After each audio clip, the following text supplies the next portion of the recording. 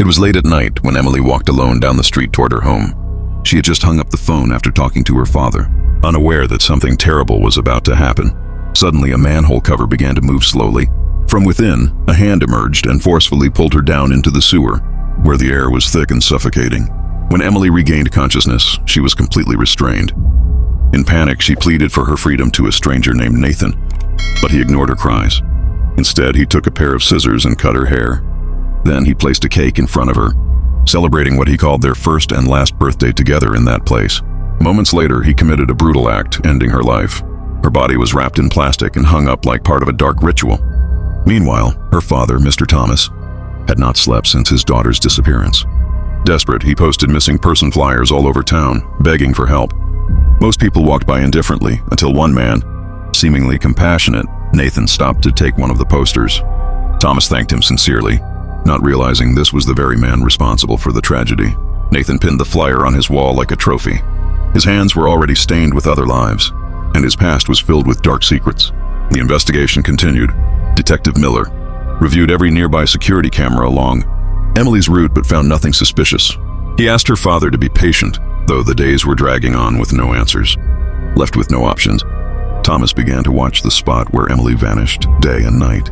During a maintenance check on surveillance equipment, an officer noticed an unusual wire leading into the underground. Next to the manhole, a strand of hair was found. Suspicious, he descended alone to investigate, unaware that Nathan was watching him. In a moment of distraction, the officer was attacked and killed by a trap that had been set in advance.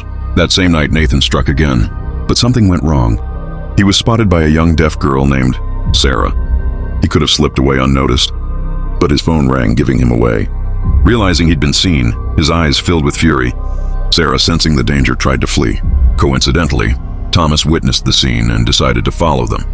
Nathan captured the girl and threw her into another manhole, using a stolen motorcycle to move quickly.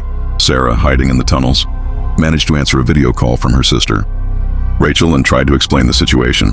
Rachel understood the risk and called the police, but was told she needed to report the case at a local station and wait 48 hours for a formal opening.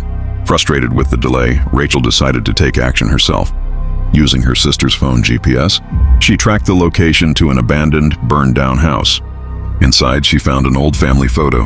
When she called out for her sister, she heard the phone's ringtone coming from a manhole. Determined, she climbed down into the darkness. That's when she heard a whistle. She quickly hid and saw a woman covered in blood begging for help. Before she could react, she was grabbed by Nathan and dragged inside. Outside, Thomas also arrived at the house and spotted a police motorcycle abandoned near the manhole. Without hesitation, he descended and found several female bodies at the bottom. Horrified, he tried to call his colleague, Detective Clark, but the signal was weak. Clark only heard the word surveillance before the call dropped. Checking the footage, he noticed an officer had gone down and never returned. Connecting the dots, he suspected foul play, but still had no proof. Meanwhile, Thomas found Emily's missing poster in Nathan's room, confirming his suspicions. In a dark corner, he discovered a body wrapped in plastic. Seeing his daughter's face, he collapsed in grief, screaming in despair. He swore he would take justice into his own hands. Sarah, who had been captured, woke up chained next to a young boy. It was Nathan's younger brother, also held captive for unknown reasons. Nathan appeared and cruelly attacked her again. Later, Sarah managed to free herself and attempted to escape, but Nathan caught her, intrigued by her resistance. He offered her a deal. If she could run away in 5 seconds, he'd let her live. Sarah ran with all her strength, while Nathan watched through security monitors, knowing every inch of the underground maze. The hunt began. He used night vision and had time on his side. Luckily, Sarah found Rachel, and together they searched for a way out. Though Sarah couldn't speak, she could feel vibrations, which helped them locate a ventilation duct. But it was jammed. As the metro station began shutting down, hope faded. Fortunately, they found another exit. Just as they were about to escape, Nathan appeared and pulled Sarah back. Rachel, unable to stop him, ran for help, but no one responded to her cries. With no time to wait for the police, she returned. Nathan surprised her and captured her. However, the woman believed to be dead earlier survived the massacre and found Thomas nearby. She told him everything, and he informed his colleague. Impatient, Detective Miller went down himself, leaving a rookie officer on watch. This decision cost them dearly. The survivor was found and eliminated.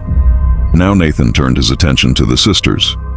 He thought he had won, but they surprised him by pushing him away, buying themselves time to escape. But Nathan knew every corner of that place. When he was about to strike Rachel with an iron bar, Thomas appeared and fought him. Finally face to face with his daughter's killer, Thomas unleashed all his fury, but he was no match for the murderer. As they struggled, Sarah and Rachel found the path out. Sarah, sensitive to her surroundings, felt strange vibrations and tried to alert her sister, who didn't understand the sign. Nathan was about to strike again when the younger brother, once chained, appeared to protect them. Even then, Nathan kept attacking. Rachel threw herself in front of her sister to block the final blow. Still, Nathan didn't stop and tried to harm Sarah. In the final moment, Rachel grabbed a lighter and set fire to the gasoline on the floor, ending the nightmare at the cost of her own life. Sarah and Thomas were the only survivors. When the police raided Nathan's home, they found 4 burned bodies. It was discovered that years ago, Nathan's father had a violent breakdown and set the house on fire, killing most of the family. Only Nathan and his younger brother survived, hidden in the sewer thanks to their mother, who pushed them to safety before dying. Since then, the underground became the only home they knew, and the trauma turned Nathan into someone capable of unimaginable horrors.